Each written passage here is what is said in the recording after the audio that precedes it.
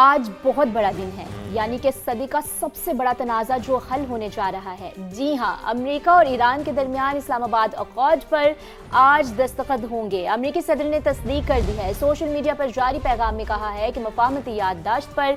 دستخط ہوتے ہی آبنائے ہرمز کو کھول دیا جائے گا۔ انہوں نے کہا ہے کہ ایران کے ساتھ ہمارا تعلق پہلے سے مختلف اور بہتر ہوگا۔ اس معاہدے میں کوئی رقم کا تبادلہ نہیں ہوگا۔ بالکل، حالات پرامن ہوں گے تو ہم جا کر جوہری مواد بھی کھود کر نکال لیں گے۔ صدر ڈونلڈ ٹرمپ نے کہا ہے کہ ایران اور مشرق وسطیٰ کے ساتھ وہ طویل عرصے تک کام کرنے کے منتظر ہیں۔ امید ہے یہ عمل تیزی، آسانی اور ہمواری سے مکمل ہوگا۔ صدر ڈونلڈ ٹرمپ نے خبردار بھی کیا ہے کہ اگر ایسا نہ ہوا تو ہمارے پاس متبادل بھی موجود ہے، لیکن امید ہے کہ اس کی ضرورت نہیں پڑے گی، یعنی دھمکی بھی وہ دے گئے ہیں۔ ان کا یہ بھی کہنا تھا کہ ایران کے ساتھ معاہدہ براک اوباما کے معاہدے کے بالکل برعکس ہے۔ ایرانی نہ جوہری ہتھیار چاہتے ہیں اور نہ ہی یہ حاصل کر سکیں گے۔ تو بہت ہی اہم ترین آج دن ہے، دنیا کے امن کے لیے بہت اہم ترین دن ہے، چونکہ ہم یہ کہہ سکتے ہیں کہ واقعی اس میں کوئی شک نہیں، نو ڈاؤٹ اباؤٹ اٹ، کہ صدی کا یہ سب سے بڑا معاہدہ ہونے جا رہا ہے اور پاکستان کا کردار اس میں بہت ہی زیادہ مثبت دیکھنے میں آ رہا ہے کہ پاکستان نے بہت ہی زبردست قسم کی ثالثی کا کردار ادا کیا اور دنیا میں اپنا رول بھی منوایا۔ سفارتی لحاظ سے پاکستان کو یہ بہت بڑی کامیابی ہے اور ہم اس میں فیلڈ مارشل حافظ سید عاصم منیر کے کردار کی اگر بات کریں تو وہ بہت ہی زیادہ روشن رہا ہے اور بہت زیادہ زبردست طریقے سے انہوں نے جو ڈپلومیسی کی ہے، ملٹری ڈپلومیسی کو بھی اگر ہم دیکھیں تو اس کی کوئی مثال ہی نہیں ملتی۔ اسی اہم پیش رفت پر بات کرنے کے لیے ہمارے ساتھ امریکہ سے موجود ہیں جرنلسٹ اسد اللہ خالد صاحب، ان کو شامل گفتگو کرتے ہیں۔ اسد صاحب، بہت بہت شکریہ آپ کے قیمتی وقت کے لیے۔ تو آج ایک بہت بڑا دن ہے اور آج ہم یہ کہہ سکتے ہیں کہ دنیا کے امن کے لیے ایک بہت بڑا دن ہونے جا رہا ہے اور پاکستان کا کردار بھی اس میں اسد صاحب آپ کے سامنے ہی ہے کہ جو بڑا شاندار کردار پاکستان نے ادا کیا ہے۔ رہتی دنیا تک پاکستان کی مثالیں دی جائیں گی کہ امن کے لیے اس نے ایک زبردست کوششیں کی ہیں اور پاکستان کی کوششوں کے نتیجے میں ہی یہ سارا امن پروسیس ہونے کے لیے جا رہا ہے۔ آپ کیا سمجھتے ہیں کہ مفاہمتی یادداشت کی اگر ہم بات کریں تو اس میں کون کون سے اہم نکات شامل ہوں گے؟ اور یہ بھی بتائیے گا کہ ایران تو یہ دعویٰ کر رہا ہے کہ امریکی صدر نے فنڈز جاری کرنے پر اتفاق کر لیا، لیکن عوامی سطح پر وہ اقرار نہیں کر رہے ہیں۔ کیا واقعی ایسا ہے کہ جو منجمد فنڈز تھے ایران کے وہ بھی انفریز کر دیے جائیں گے اسد صاحب؟ بہت شکریہ۔ سب سے پہلے تو جو فور موسٹ سب سے جو امپورٹنٹ چیز رہے گی وہ یہ رہے گی کہ اسٹریٹ آف ہارموز کھل رہا ہے۔ اب نہ ہارموز کھلتا ہے تو ایک خطہ جو ہے وہ سکھ کا سانس کچھ حد تک لے گا۔ اٹ وڈ بی اے سائے آف ریلیف ان اے وے کہ جو گلف کنٹریز جو ہیں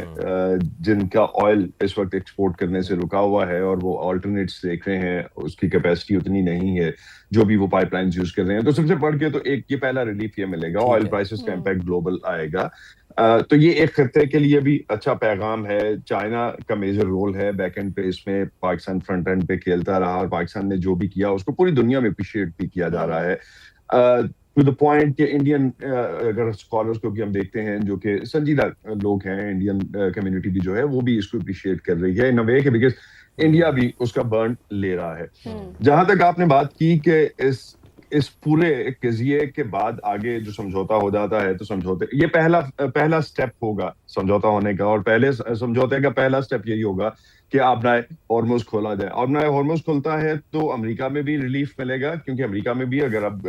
جو گیس پرائسز ہیں وہ پوری انفلیشن لے کے، اور جس طرح سے پاکستان میں تیل کی قیمتیں اگر بڑھتی ہیں تو ہم دیکھتے ہیں کہ ہر چیز کی قیمت بڑھتی ہے، اسی طرح جب تیل کی قیمت یہاں بڑھتی ہے تو وہ اسی طرح سے امپیکٹ کرتی ہے۔ اور خاص طور پہ اگر ہم پچھلے مہینے کی انفلیشن کے نمبرز دیکھتے ہیں امریکہ میں تو وہ 4% سے اوپر تھے، جو کہ بعد جو ایک انفلیشن سپری آئی تھی پہلی دفعہ اس کے برابر گئے ہیں اور ٹرمپ کی ڈیوریشن کے سب سے زیادہ نمبرز ہیں۔ تو ایک پینک اس سائڈ پہ بھی ہے، پریشر بھی ہے۔ اسی وجہ سے اگر آپ اوور آل اسٹیٹمنٹس بھی دیکھیں تو ہمیں امریکہ کی طرف سے آفیشیل اسٹیٹمنٹس نظر آتی ہیں، صدر ٹرمپ کی طرف سے اسٹیٹمنٹس نظر آتی ہیں، اور کل ہی میں CNN پہ ہی دیکھ رہا تھا اور ویسے بھی امریکن میڈیا اس بات کو مینشن کرتا ہے کہ کوئی 40 بار تقریباً صدر ٹرمپ نے کہا ہے کہ معاہدہ ہونے جا رہا ہے۔ اور اب جی اس نہج پہ سچویشن پہنچ گئی ہے کہ لوگ اس پہ کتنا یقین کرتے ہیں اس پہ کیا اثر آئی ہیں اور اس پہ کویسچنز اٹھ رہے ہیں. اسی لیے ہم نے دیکھا کہ وہ پرائم منسٹر شہباز شریف کا ٹویٹ جو ہے اس کو بھی ری ٹویٹ کر رہے ہوں گے, فیلڈ مارشل عاصم منیر سے ریلیٹڈ جو بھی بات ہے اس کو بھی وہ ری ٹویٹ, اور ہم ایرانین لیڈرز جو ہیں ان کی باتوں کو بھی وہ ری ٹویٹ کر رہے ہیں just to endorse that whole thing. ایک چیز اگر ہم یاد رکھیں, کل صدر ٹرمپ کی 80ویں سالگرہ ہے اور چاہ وہ یہ رہے ہیں کہ امریکہ میں کل اور پاکستان میں ڈیفینیٹلی آج 14 جون جو ہے, 14 جون کو صدر ٹرمپ کی سالگرہ ہے, جس کو وہ چاہ رہے ہیں کہ اسی طرح سے اسی دن یہ جو ہے بڑی ایک ڈیل اناؤنس ہو جائے. ایرانینز کی طرف سے آن کانٹریری اگر ہم دیکھتے ہیں تو ایرانینز کی طرف سے عباس اگارچی جو وزیر خارجہ ہیں ان کے, انہوں نے جب یہ سٹیٹمنٹ دی اور خاص طور پہ ان کی طرف سے ایک نوڈنگ بیہیویئر ہے کہ yes we are about to sign, لیکن ابھی تک وہ ٹائم نہیں دے رہے. اس میں ٹائم نہ دینے کی ملٹیپل ریزنز بھی ہو سکتی ہیں, اور خاص طور پہ وہ جو کنفیوژن ہے اس کا ایک فیکٹر یہ بھی ہے کہ ہارڈ لائنرز جو ایران میں ہیں وہ احتجاج کر رہے ہیں ٹو دا پوائنٹ کہ عباس اگارچی کے لیے ان کی امپیچمنٹ کے مطالبے ہو رہے ہیں, مواخذے کے مطالبے ہو رہے ہیں. یہاں تک وہاں پہ ہارڈ لائنرز جو ہیں منسٹری آف فارن افیئرس کے سامنے احتجاج کر رہے ہیں. میری کچھ ایرانین دوستوں سے بات ہو رہی تھی تو وہ یہ چیز جو ہے وہ ایک جو ہارڈ لائنر یونٹ ہے وہ سمجھتے ہیں کہ اب اگر آبنائے ہرمز بند کر دی ہے اور ہم اس پوزیشن میں ہیں کہ ہم نے پوری دنیا کو, جو ایرانین ہارڈ لائنرز کا خیال ہے کہ انہوں نے پوری دنیا کو ایک مصیبت میں ڈالا ہے, اور ایک خاص طور پہ ایسی سچویشن میں جب اکنامکلی ہر ایک پہ ایک پنچ آف سالٹ ایڈ ہو رہا ہے. اس اوور آل سچویشن میں سب سے زیادہ امریکہ پہ امپیکٹ آ رہا ہے. امریکہ میں کیونکہ اس پوری اگر آپ سچویشن میں دیکھیں, آج تک ہم اسرائیل کو اس پوری ایپیسوڈ میں بھول جاتے ہیں کہ اسرائیل امریکہ نے مل کے حملہ کیا تھا ایران پہ. تو اسرائیل کی طرف سے جو نیتنیاہو کی طرف سے جو سٹیٹمنٹس آ رہے ہیں, اور خاص طور پہ جو اسرائیلی ہارڈ لائنرز کی طرف سے بھی سٹیٹمنٹ آ رہے ہیں, وہ ٹرمپ کے بھی اگینسٹ بول رہے ہیں, وہ ایران کے اگینسٹ بھی بول رہے ہیں, اس بھی بول رہے ہیں, اور وہ سمجھتے ہیں کہ یہ اس پوائنٹ پہ نہیں ہونا چاہیے. اسد صاحب آپ ہمارے ساتھ ہی رہیے گا. اس وقت ہمیں فیصل قاضی صاحب نے بھی جوائن کیا ہے. فیصل قاضی صاحب بہت شکریہ آپ کے وقت کا. کہیے گا کہ مفاہمتی یادداشت میں ایک تو کون سے اہم نکات شامل ہیں, اور یہ جو نکات ہیں اس کے اگر ہم امپلیمنٹیشن کی بات کریں تو بتائیے گا کہ ایران دعویٰ کر رہا ہے کہ امریکی صدر فنڈز جاری کرنے پر راضی ہیں لیکن عوامی سطح پر اقرار نہیں کر رہے. کیا واقعی ایسا ہے؟ شکریہ, صبح بخیر سما کے ناظرین کو. آپ نے درست فرمایا کہ ایران تو کل یہ بھی کہہ رہے تھے کہ سنڈے کو کسی قسم کا کوئی معاہدہ سائن نہیں ہو پائے گا, لیکن اب وہ اقرار کرنے لگے ہیں. اور جہاں تک امریکی میڈیا کے حوالے سے اس بات کی اطلاع تھی کہ دبئی کی حکومت جو ہے یا قطر کی حکومت 10 ارب ڈالرز کے قریب ایران کو فنڈز جو ہے وہ ریلیز کریں گے, تو وہ بھی کچھ درست معلوم ہوتی ہے.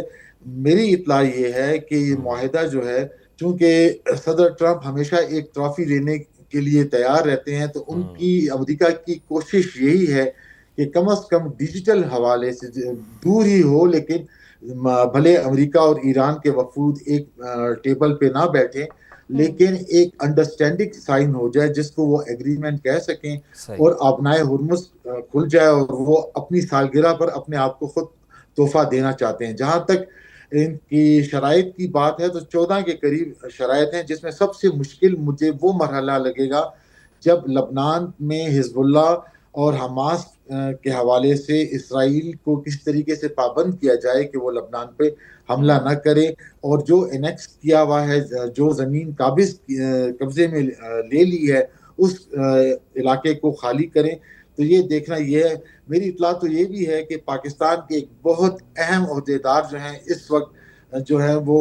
اس معاہدے کے حوالے سے, اس کا ایک اوریجنل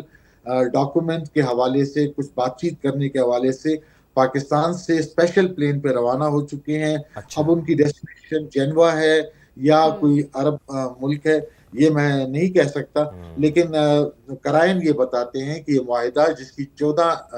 شقیں ہیں اور جس میں آبنائے ہرمز کے کھولنے کی حد تک ایک یقین دہانی ہے, اور اس کے بعد مزید گفتگو کے لیے 60 دنوں کا یا 2 مہینے کا ٹائم پیریڈ ہے, جس میں یورینیم کی افزودگی کے حوالے سے اور نیوکلیئر حوالے سے معاہدے ہوں گے. ٹھیک ہے فیصل صاحب، بڑی تفصیل سے آپ نے ہمیں ان 14 شقوں کے بارے میں، یا ان کو 14 نکات کر لیں، ان کے بارے میں آپ نے ہمیں بتایا کہ اس میں کیا کیا شامل ہے۔ اسد صاحب ایک بار پھر آپ کی طرف آتے ہیں، اور میرا سوال جو ہے وہ آپ سے یہ ہے کہ مثال کے طور پہ آج تو ایم او یو کے اوپر دستخط ہو جاتے ہیں، یہ بالکل ابتدائی مرحلہ ہوگا اس کا، آگے چیزیں بڑی امپورٹنٹ ہیں، جیسا کہ فیصل صاحب نے بھی ذکر کیا کہ 60 روز کا ٹائم دیا جائے گا، اور 60 روز میں یہ تمام معاملات حل ہو جائیں گے، جس میں سب سے پہلا جو میں سمجھتا ہوں کہ ایک بلاکٹ کا معاملہ، چلیں بلاکٹ تو ختم ہو جائے گا، لیکن آبنائے ہرمز کا مستقبل کیا ہوگا اس کو طے کرنا ہے ایک چیز۔ دوسرا جو ایرانی اثاثے ہیں، جو فنڈز ہیں اس کے جو منجمد ہوئے ہیں،